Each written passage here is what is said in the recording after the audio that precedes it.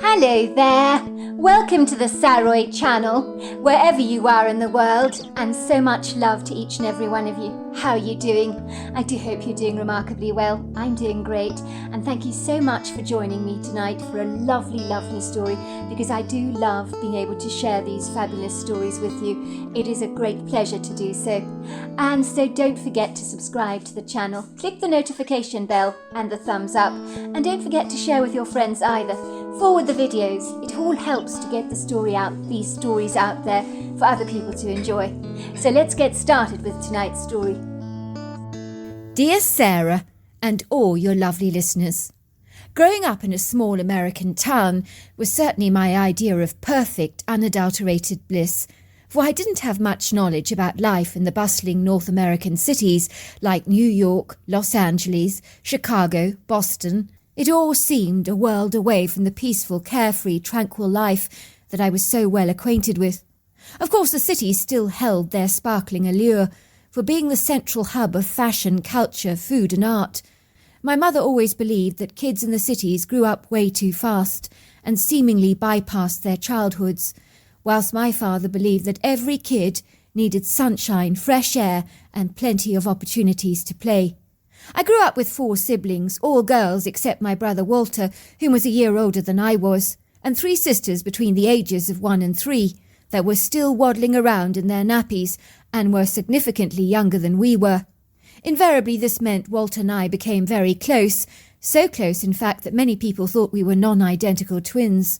I loved the fact that Walter never looked on my limitations as a girl, but always encouraged me to do the things that required getting your hands dirty. So maybe under his influences, I became somewhat of a tomboy. Our rural neighbourhood was a very close-knit community, and everybody in town knew each other and were on friendly terms. One day something extraordinary happened that most certainly commanded my attention and captivated the scrutiny of the local community. It was one thing to be a fleeting visitor here, just passing through like a migratory bird on a wing, but it was quite another thing altogether, audaciously to move to our neck of the woods, when you had no connection to the place at all, no relatives, no friends, and certainly no employment. That was enough to set the tongues wagging in our local watering hole, where the townsfolk gathered together for karaoke, quizzes, darts, chess, or most often just an indulgent tipple or a well-deserved pint of beer, and of course some local gossip that always went with the territory. The attention grabber in our small town was the addition of a rather mysterious man. He was our new next-door neighbour, a man in his early 30s called Eric Bloomberg, who had moved into the detached wooden home next door to us that had previously belonged to the late Dorothy Penwright, who had passed away the previous summer at the grand old age of 92. I remember the first time I saw the debonair, rather dapper-looking Eric Bloomberg, who was food shopping at the grocery store. It was all I could do not to gawk at the tall, dark, illustrious-looking stranger, for he was indeed a fish out of water. Eric was attired in a flashy white Panama hat, white cotton shirt with a very smart silk cravat that swathed his open neckline, a superbly fitted upscale blue jacket with golden buttons, a pair of very smartly creased elegant white pants, complemented by a zooty pair of pointed crocodile shoes. He would have looked trendy walking down the streets of Beacon Hill in Boston, Seacliff in San Francisco, or NoHo or Tribeca in New York. But here he looked so out of place, as if he didn't belong, as people where I live are happy to sport casual denim jeans, sneakers and plaid shirts, and no one ever stands on ceremony, except on special occasions, of course, when the locals go all out to dress to the nines. My mother had surreptitiously pointed Eric out to me in the store and whispered to me excitedly, "That's our new neighbour," she said. "Isn't he handsome? I think he looks like a movie star. But what's he doing buying property in our small town? Goodness only knows. That's what I'm itching to find out. The poor man. He really does look like a square peg in a round hole, don't you think? I should really invite him over to dinner, just to make him feel a little welcome. It must be exceedingly awkward moving to our small town and not knowing a solitary soul." My mother had impetuously manoeuvred her trolley in a cack-handed, rather reckless modus operandi, performing an incautious U-turn that looked suspiciously deliberate as far as I was concerned. and it made a beeline directly towards Eric's legs, finally hitting him with a violent thud. At that inopportune time, Eric had been examining the different choices of blue cheeses on offer, when suddenly a trolley had collided into him, nearly throwing him off balance. Eric had looked up in bewilderment from the cheeses that he'd been inspecting, first at my mother and then at me, his blue eyes growing as wide as saucers. I couldn't help discerning that he looked slightly unhinged for a moment, but he managed to hold it together by keeping a straight, composed face. "Oh dear, I'm so sorry," my mother apologised profusely, pulling the trolley backwards away from the man's legs. These things have a mind of their own, don't they? I never seem to get the hang of it." The man smiled warmly at my mother. "Tell me about it," he said, rolling his eyes backwards, as if commiserating with her.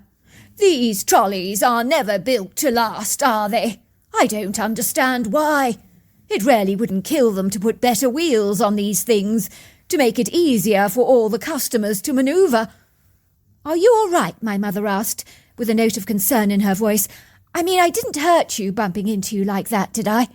"No, of course not," laughed the man. "Yes, you did startle me a little. But no, you certainly didn't hurt me at all." "I'm so relieved to hear that.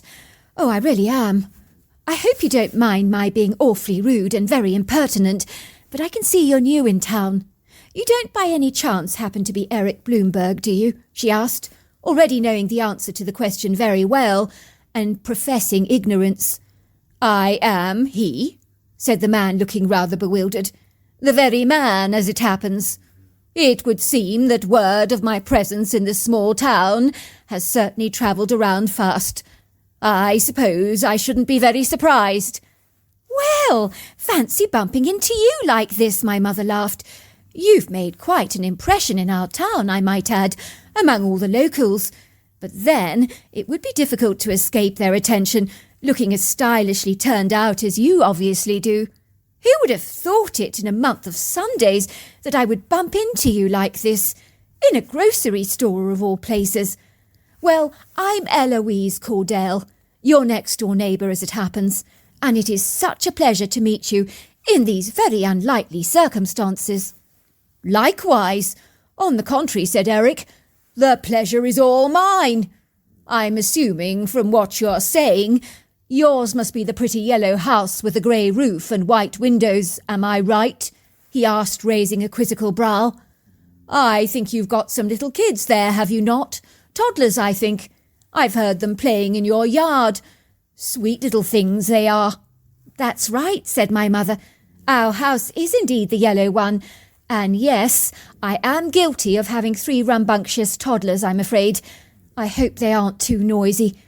Yours is the lovely white house with the terracotta roof, am I right?" "The very same," chuckled the man. "Lovely house indeed, but it certainly requires a great deal of upgrading. Still, a little hard work never hurt a man, and I'll probably enjoy the challenge." "Well, I'm sure the place does need an upgrade, and of course some simple repairs, but still it's as pretty as a picture. It really rather reminds me of a doll's house. It's so perfectly aligned and symmetrical, and that backyard of yours is something else. The old lady who used to live there was an esteemed gardener, which is why the yard is so arresting. When she was alive, she annoyingly won all those gardening competitions. I almost hated her for it. No one ever got a look in, as you can imagine." "Well, that would explain a lot," said Eric. "It's a very mature, established garden, and quite delightful." He turned his attention to me suddenly. "Who, may I ask, is this lovely young lady with you? I assume she's your daughter. Am I right?" "That's right. This is my oldest daughter, Giselle," said my mother. "I've got 2 older children, Giselle and a boy from my first marriage, but their current father, that is their stepfather, is really like a real dad to them, and all they've ever really known." "I'm very pleased to meet you, Giselle. I can see that you've inherited your mother's fair countenance and fine features." At that, my mother flushed with embarrassment. "You're quite the charmer, Mr. Bloomberg." "Call me Eric," he said. "I don't like formalities. I'm as laid back as you can get, even if I don't look like I am." You wouldn't by any chance consider coming over to dinner tonight? Eric, my mother asked gushingly. It would be so lovely to welcome you to our neighbourhood and to get to know you a little better. Around here, folks are very friendly, and we always make an effort to know all our neighbours. We borrow each other's sugar when we run out and stop for a chat over the yard fence or drop in for a cup of coffee. You know, that sort of thing. It's very informal around here. Well, I wouldn't say no to your kind offer, said the man. Would 7 o'clock suit you nicely, or is that too late? Perfect, said my mother. I'll see you then. Did you hear that? Said my mother excitedly. We're having our very well turned out next door neighbour coming to dinner tonight. And with that she immodestly upgraded the shopping list, which involved a trip to the butcher's to buy the biggest cut of beef she could find for the pot roast she intended to serve. And so it was at 7 o'clock that evening, after the toddlers had been bathed, fed and tucked away in bed, we were pretty much ready for our new guest. I'd been helping my mother prepare dinner all afternoon by peeling potatoes and slicing vegetables. In a strange way, we almost felt like we were entertaining royalty or some kind of celebrity guest, and I don't mind admitting that my heart was fluttering excitedly and my knees were growing soft and squishy like sponges. It wasn't every day that we invited anyone over formally for dinner, most especially someone with such sartorial elegance. I can't believe you got to meet our neighbour in town, said my brother, whistling, and that he actually agreed to come over to dinner tonight. He's the talk of the town. People everywhere are scratching their heads, pondering as to who he actually is, and why on earth he moved out here. He looks the type that belongs on a yacht, cruising the Mediterranean, or skiing in Aspen. But he's not cut out for a town like ours. We're humble, simple folk around here, and he's way too posh and pretentious for the likes of us. He may be posh, I reflected, but he's a genuinely nice person, and he's not at all puffed up or conceited. On the contrary, he's very down to earth, actually. I think you'll be pleasantly surprised when you meet him, I spontaneously said, rushing to Eric's defence. He must have made quite an impression on me, I thought privately. So he's not stuffy and pompous, then? Absolutely not, I insisted. Finally there was a knock at our front door, and I could hear my father unlock the latch, ushering in our guest. I discerned the low tone of men's voices laughing in the entrance hall, and then my father invited our new guest into the living room, pouring him out a generous glass of gin and tonic. "Where you from?" asked my father cordially. He had not failed to notice the smart camel-coloured pants, cream shirt and formal tweed jacket that Eric was wearing, and it did make him feel rather self-conscious about how sloppy and unkempt he looked by contrast. Perhaps he should have put on a decent long-sleeved shirt, he thought to himself. "I'm from a neighbourhood in Lower Manhattan called Tribeca, where I have my own apartment. It's very local and convenient, close to the centre of everything. A pleasant place to live. And very upmarket and ostentatious, if I may say so," said my father. "So you're clearly a man of means," he chuckled. "We don't get too many of those around here, with of course the exception of some of the farmers, who aren't too short of a bob or two. Well, I'm not a self-made millionaire, if that's what you actually think. I was very fortunate to have a wealthy grandfather who gave me huge advantages and privileges in my life. I most certainly idolised him. He was a remarkable character, with a huge sense of humour. He paid all my school fees, and ensured I acquired a first-class education, and for that I am exceedingly grateful. But as a result of my associates and connections, I have mixed with some less than agreeable circles, among the rather soulless socialites, whose only interest in life is keeping up with the Joneses, which is so meaningless and futile to me, something which I quite frankly can never get my head around. For some of those people, no matter how rich they become, it's never ever enough. It's awfully sad, really." "Well, you know the saying, you can't be too rich or too thin," said my father, rubbing his chin reflectively. "But yes, I agree with you. Some of the wealthy in our society falsely believe the more you have, the happier you'll be, when that is definitely not the truth at all. I find some of the smallest things in my life make me the happiest, like the sounds of my children laughing, and watching the little kids open their stockings at Christmas. Those are the kind of things that bring me joy. Let's not kid. Money can most certainly buy you privilege and opportunity. But happiness, no, most certainly not. But your clothes are exceedingly formal for our rather small town. You make me feel decidedly underdressed. Most people around here are just happy to wear jeans. Oh, don't listen to my husband go on and on talking his nonsense, said my mother. You look magnificent in your stylish clothes, Eric, and don't let anybody else tell you otherwise. It might do us good to smarten up our act a little bit, and to be a little bit more conscientious about what we actually wear. I agree, I piped. I think you look very nice, Eric, very distinguished. Before long we had escorted Eric to our lavishly appointed vintage red and gold dining room, with its luxury paintings hanging pride of place on the sheer walls, along with a stylish oak wooden dresser and a grandiose long side table set out with steaming dishes ready for dinner. The dining room table had been luxuriously swathed in a crisp starched white linen tablecloth, with some of my mother's ornate elaborate silver candelabras on display, with dozens of candle holders filled with golden candles that had been set alight. The flames flickered and danced festively on their wickers in the dim light of the dining room, casting pretty ethereal luminescent shadows on the silver bowl filled with mixed roses, enveloping the whole room in a mysterious, warm but welcoming golden haze. The table had been set with my mother's finest silver cutlery, crystal glasses, and her best china plates that were rimmed in a very deluxe, rather plush gold leaf. My mother began to generously dish out the beef pot roast, along with all the roasted vegetables, cheesy cornbread, gravy, and so many other delicious items, to our hungry guest. Even if I say so myself, my mother was a fabulous cook. "Oh, my word," said Eric. "This smells remarkably good. Very yummy. It would seem I'm going to eat like a king tonight." "Oh, thank you, Eric," said my mother, flushing happily. "I hope you don't mind me asking you a direct question, Eric," she said, looking ever so slightly awkward. "I just wonder why someone like you, from an exclusive, opulent area in New York, would move to our small town. I mean, there's nothing exclusive about our part of the world. We're very ordinary folk around here, and our way of life might seem quite bland for someone like you, who I dare say is more au fait with the bright lights of the big city." "And is it what you really think, Eloise, that your small town is bland compared to New York? Don't sell yourself short. This town of yours is quite magnificent, so quaint and charming, and the people incredibly friendly. Then there's the spectacular, resplendent scenery. Just look around you. Mother Nature around here has certainly bestowed this part of the world in a rich, lavish splendour.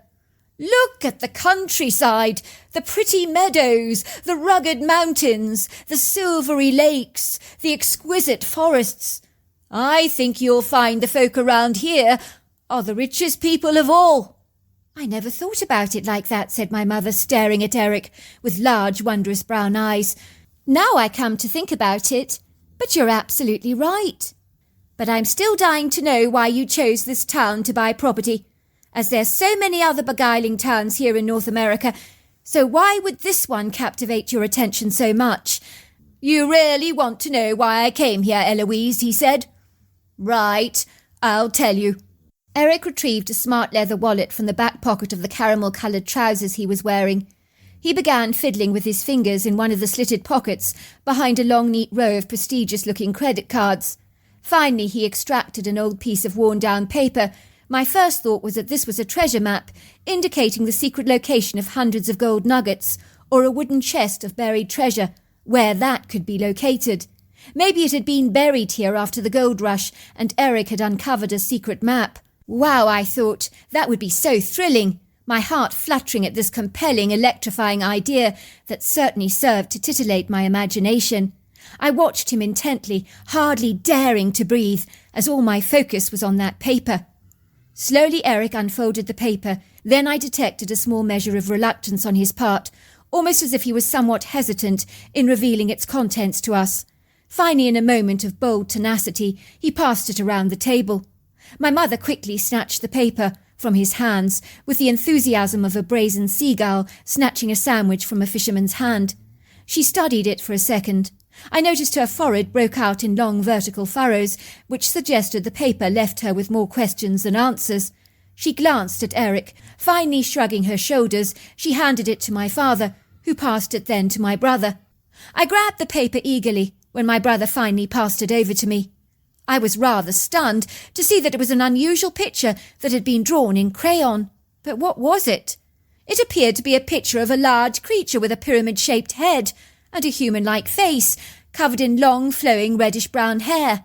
But what was it? "What is this?" I asked Eric. "The correct name is Sasquatch," said Eric. "It's often also described as a wild man of the forest. You can see by the head shape that it's rather ape-like, along with the overlong arms. But other than that, I'd say it's remarkably human." "You mean you moved to this town to look for this strange creature?" I asked, looking perturbed. "I haven't seen anything like that around here." "Have you, Dad?" I asked, looking at him directly. "My father's always out in the woods hunting and fishing. If anyone would have seen a creature like this, it would have to be him." "Well, I haven't seen that," said my father. "Nothing like that before. But I have heard of the wild man. But in truth around here I've not seen anything like that. Not to say that they don't exist, of course." Eric smiled at us encouragingly. "You would be unlikely to see a Sasquatch," he told us confidently. "You could be out there in those woods hunting your entire life and never have an encounter. They might see you, but it's very unlikely that you would see them. They're naturally elusive and reticent by nature, but I gather that they are living in the forests of North America. It was close to your town where my grandfather spotted a Sasquatch. That's the real reason why I'm here. I'm hoping to see one for myself. My grandfather recently died of lung cancer. I asked him if he had any regrets at all. He told me he did have one regret, and that was when he gave me this little picture, which he'd drawn from memory. He told me he wished he'd returned to your small town and looked for a Sasquatch again. So I told him I would do it for him." "What if you don't find it?" I asked. "If at first you don't succeed, try, and try again," said Eric. "I'll keep looking for that creature as long as it takes. I'll be happy for just one little sighting. I won't only be doing it for my grandfather, but for myself as well. And I'm not going to pretend that I'm not deeply curious." "You mean your grandfather saw this Sasquatch creature in and around our town?" I asked Eric, looking astonished. "Are you being serious?" Eric nodded. "I was very close to my grandfather. Such a mellow, very serene person. Loved and adored everything to do with the natural world. One of his favourite pastimes was fishing. It was meditational for him. He would go with his best friend Granger on all these fishing holidays, regularly visiting all kinds of marvellous places around North America. They had a wonderful time together. They would literally bring out the blindfold and take it in turns to touch the map of North America in a fortuitous way. Then they would go and stay in that exact part of America. It was a kind of game to them. They believed if they didn't play that game, they would have missed out on travelling to prodigious, dreamy and inspirational places that they'd never ever heard of before. They stayed in unusual towns and in all types of wilderness areas, and they came back from all their intrepid, audacious adventures with the most extraordinary stories to tell about all the places they'd visited and the amazing people they met. I think the thing that boggled my grandfather the most was the sheer size of America. He kept saying that the average American had no comprehension whatsoever of how large our country really is, which is why your grandfather and his friend Granger ended up visiting our part of the world, I assume," said my brother, at the random touch of a map. "That's exactly what happened," said Eric. "My father visited this town in 1973 with his best friend and fishing buddy. It was allegedly my grandfather's finger that landed on this part of the world." "And it was around here that your grandfather claims to have seen that Sasquatch creature?" I asked again. But how did it happen?" "It's quite a story, really," said Eric. "In those days, this town of yours was much smaller than it is today. But my grandfather said that he was just so enamoured by your pretty town. Furthermore, the locals in the town welcomed them with open arms, and one of the farmers, who was also a keen fisherman, suggested they all go fishing together at the local lake, and they agreed to the sensational idea. I gather the farmer's wife was quite a fabulous cook and laid out a sumptuous picnic basket for the three of them to enjoy. My grandfather told me it was an exquisite spring morning, and the first blush of the aurora enveloped the valley in a warm refulgence. He said that all three of them were enthused and exhilarated about going fishing that day. They arrived at the lake, and he had never seen anything more spectacular in his entire life. He said it was the way that the first light of the day caused the silvery lake to just shimmer and scintillate in the morning sun like a glittering mirror, and the lakefront trees of the wood grove that surrounded it at every single angle were reflected in that water. Before long they found a small sandy beach on one side of the lake, and that was where they set up their camping chairs and their fishing gear, and they cast out their rods. It was still very early in the morning. The far side of the lake was surrounded by very attractive sculptural rocky outcrops. At one point, with a beer in his hands, my grandfather decided to climb some of those rocky outcrops. The other two men who were fishing looked up to see my grandfather putting a finger on his lips, indicating for them to be silent and to follow him, remaining very quiet. They could see he had something he wanted to show them, and so they very surreptitiously trailed after him. None of the men could believe what they were discerning. My grandfather said they saw two little creatures, possibly about 3 foot tall, sitting on their haunches and focusing intently on a pile of stones, piling one on top of the other, with the flattest and largest at the bottom and the smallest and thinnest at the top, like a very tall tower. It was rather like watching two kids playing with Lego blocks. The little younglings appeared very intelligent and very caught up in what they were doing. The towers they were making were about 1 foot tall, and they focused on getting the balance absolutely right so that the tower did not collapse. Their nimbleness was very impressive for one so young. Of course, my grandfather didn't know what he was discerning, but he certainly knew that these things were not bears. He said they looked like humans with pyramid-shaped faces, very overlong arms covered in long flowing brown-red hair that appeared more scant under the arm area. My grandfather suddenly grew very alarmed because he sensed that something wasn't right. Something was watching them. It sent chills running down his spine and caused his hair to stand on end. It occurred to him that they might all be in very grave danger, especially if an angry protective mother was loitering around. And the thought gave him a measure of angst that he could not describe.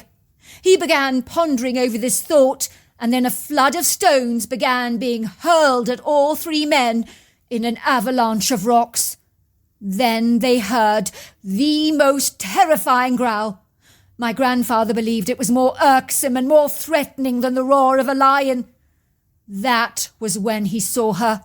My grandfather said nothing on this earth could prepare him for what they were seeing.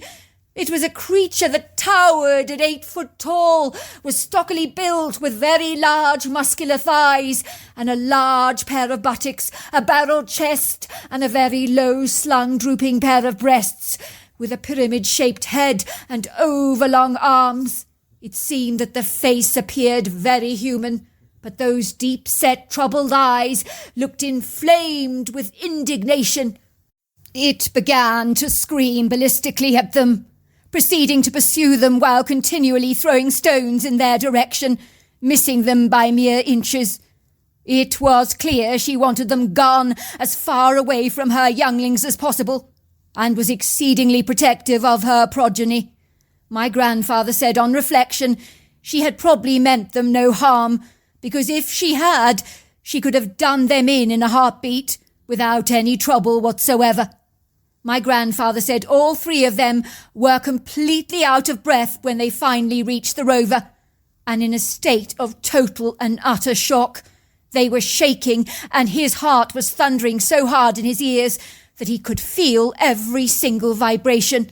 Worse still, he broke out into a cold sweat, and when he dived into the driving seat of the car, his hands were so slippery they were sliding precariously all over that wheel. That's what fear can do to you.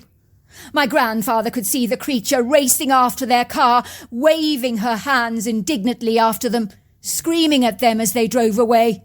The farmer was literally weeping in terror, while his best friend sat in the back of the car, as white as a sheet, the colour drained from his face, and all he could say the whole time was, "Did you see that? Did you see that? Did you see that?" My father drove straight to the local watering hole, but all three men sat in the back of that rover for a good hour before they finally managed to get out of the car. And then they succeeded in drinking all afternoon and got seriously bladdered, which was unusual behaviour for all three men. Unbeknown to the farmer, his wife had returned to the lake to pick up the picnic basket, and it would seem she wasn't harassed by the mysterious creature. It had long gone, but all the food had appeared to be taken as well, and in place in the basket were a few river rocks. I gather she knew something was wrong instinctively when she discovered that the fishing tackle that they had been using had not been touched, and there was no sign of the men. She called the sheriff and was furious to discover that her husband was completely sloshed at the local watering hole. She screamed blue murder at my grandfather and his friend, of course, telling them to get the hell out of town and to come nowhere near her husband again, because they were an appalling influence on him, and he had barely touched a drop in years. "So did your grandfather leave town?" I asked. Eric nodded. "Why did your father want to see the Sasquatch again?" I said. "I mean, he was so scared out of his skull. Why would he want to go through that again?" "He told me he believed the Sasquatch they encountered was a protective mother, but not naturally aggressive by nature. By that time he'd done some research on the matter and developed an insatiable curiosity and fascination for the creature, and wanted to find more answers, and another encounter was very, very desirable to him, under more favourable circumstances, that is." In the years and months that followed, Eric remained living in our small town and married a lovely local girl and became one of the most loved locals in our community. One thing that never ever changed, and that was Eric's pronounced sense of style. He never resorted to wearing jeans. He always dressed in the most swanky ensemble, whether rain or sun, and so he soon earned the acclaim of the town eccentric. All these years later, he is still hoping for a random sighting of the creature known as Bigfoot, but to date, one has never yet crossed his path. So there you are. That's my story. Wow, I so enjoyed it. It was incredible, and I can imagine how protective that Bigfoot mother must have been. Until next time, goodbye and good night.